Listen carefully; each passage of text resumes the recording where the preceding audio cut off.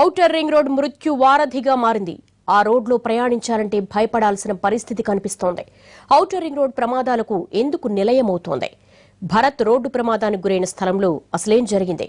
అక్కడున్న ఓ hotel death spot గా మారిందా?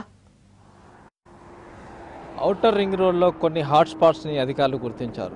ప్రధానంగా చూసినట్లయితే కొన్ని హాట్ స్పాట్లోనే ప్రధానంగా రోడ్డు ప్రమాదాలు జరుగుతున్నాయి. చాలామంది మృత్యువాత పడుతున్నారు.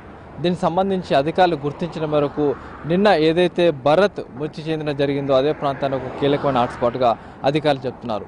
ఈ హాట్స్పాట్ ప్రధానంగా చూసినట్లయితే ఒకటేసారి కర్వ్ రావడం, దాంతోపాటుగా ఒకటేసారి రోడ్డు నేరో కావడం, లేకుంటే దీంతోపాటుగా ఇక్కడే ఇదే ప్రాంతంలో వాహనాలని బ్రేక్ డౌన్ అవడం, ఈ కారణంగా ఇక్కడ నిత్యం కూడా ప్రమాదాలు జరుగుతుంటాయి. మనం చూస్తున్నట్లయితే ఇక్కడ కర్వ్ ఒకటేసారి దాదాపు 1 కిలోమీటర్ 1/2 కిలోమీటర్ దూరంలో కర్వ్ అనేది ఒకటేసారి వస్తుంది. దాని తర్వాత రోడ్డు నేరగా పోతుంది. ఆ తర్వాత మళ్ళీ కర్వ్ లెఫ్ట్ కర్వ్ అవుతుంది.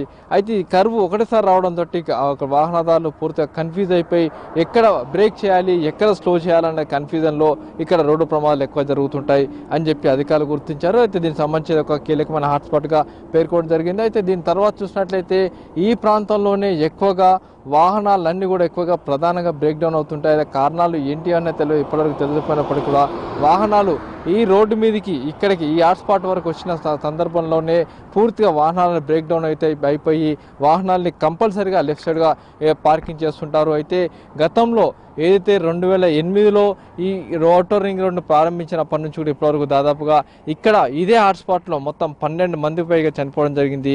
చిన్నమ్మ హోటల్గా పేర్కొంటున్న ఈ హాట్స్పాట్ని ఇప్పటివరకు అధికారులు ఒక కీలకమైన హాట్స్పాట్గా పేర్కొంటున్నారు. ఈ హాట్స్పాట్లో ఇప్పటివరకు కూడా 12 మందికి పైగా మృత్యుపాట పడడం జరిగింది.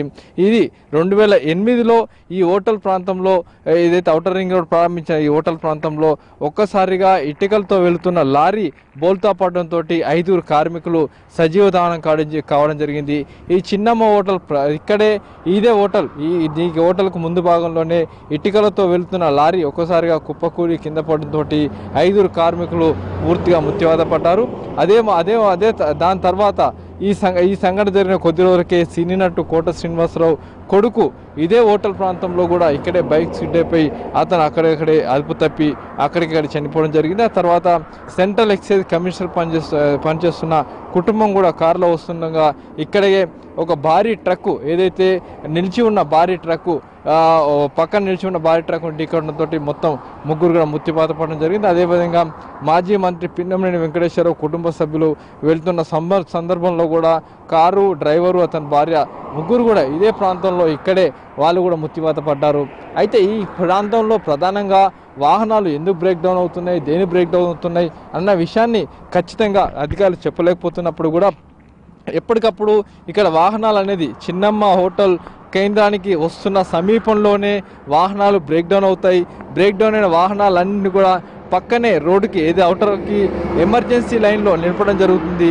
ఎమర్జెన్సీ లైన్లో నిలిపిన సమయంలో రాత్రి 10 గంటల నుంచి ఉదయం 4 గంటల సమయంలో ఎక్కువగా ఈ వాహనాలకు ఈ ప్రమాదాలు జరుగుతున్నాయి. అయితే ఈ ప్రాంతం చిన్నమ్మ హోటల్ సమీప ప్రాంతాలకి వస్తున్న తరుణంలోనే వాహనాలు బ్రేక్ డౌన్ అవుతాయి. పక్కన నిలుపుతంతో వెనుక సైడ్ నుంచి వస్తున్న కార్లు చూసుకోకుండా వచ్చి ఏదైతే ఢీకొట్టడంతో మృత్యువాత పడుతున్నారు. అయితే నిన్న జరిగిన ఏదైతే భరత్ ఈరోజు రవితేజ సోదరుడు భరత్ మృత్యుపాత పడ్డ కేంద్రం ఉందో అదే ప్రాంతాన్ని ఒక హాట్స్పాట్గా గుర్తించడం జరిగింది. ఇక్కడ నిత్యం వాహనాలు బ్రేక్ డౌన్ కావడం, తర్వాత వాహనాలు యాక్సిడెంట్ కావడం, ఇక్కడనే వెహికల్ పార్కింగ్ చేయడం, ఇలాంటి సందర్భంలో ఇవన్నీ నేపథ్యంలో దీనిపైన ఒక కీలకమైన హాట్స్పాట్గా పేర్కొని అధికారులు ప్రధానంగా ఇప్పుడు చూసినట్లయితే ఈ కేంద్రం సంబంధించి ప్రికాషనరీ మెజర్స్ ఇప్పటికే చేపట్టడం జరిగింది. దీనికి ఒక 3 కిలోమీటర్ల దూరం నుంచి కూడా అధికారులు పూర్తిగా ఒక ప్రికాషన్ ఏర్పాటు చేసి ఎప్పటికప్పుడు కూడా సూచనలు చేస్తున్నారు. అయితే ఈ చిన్నమ్మ హోటల్ హాట్స్పాట్ కేంద్రాన్ని అధికారులు కీలకంగా గుర్తించి దీనికి సంబంధించి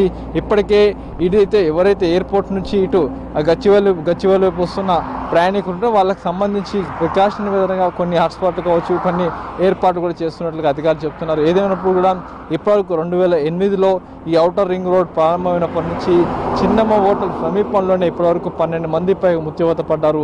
దీంట్లో 8 మంది విఐపి కుటుంబాలు ఉండగా మిగతా సాధారణ వ్యక్తులు ఉన్నారు. అయితే ఇక్కడ ఏం జరుగుతుంది అన్న విషయాన్ని కూడా అధికారులు ఒక అంచనాకు రాలేకపోతున్నారు. అయితే దీనికి సంబంధించి ఒక హాట్స్పాట్గా గుర్తించిన అధికారులు దీనిపైన పూర్తిగా సమగ్ర విచారణ కూడా చేస్తున్నట్లుగా అధికారులు చెప్తున్నారు.